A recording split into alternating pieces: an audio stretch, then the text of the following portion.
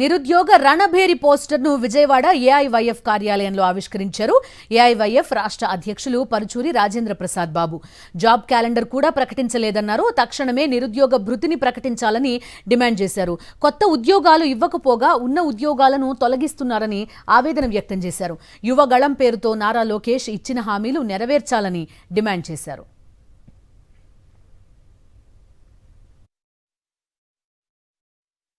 ఈ రాష్ట్రంలో కూటమి ప్రభుత్వం అధికారంలోకి రాకముందు యువగలం పాదయాత్ర ద్వారా సూపర్ 6లో భాగంగా బాబు షూరిటీ భవిష్యత్తు గ్యారంటీ అంటూ నిరుద్యోగ యువతకు మేము హామీ ఇస్తున్నాము.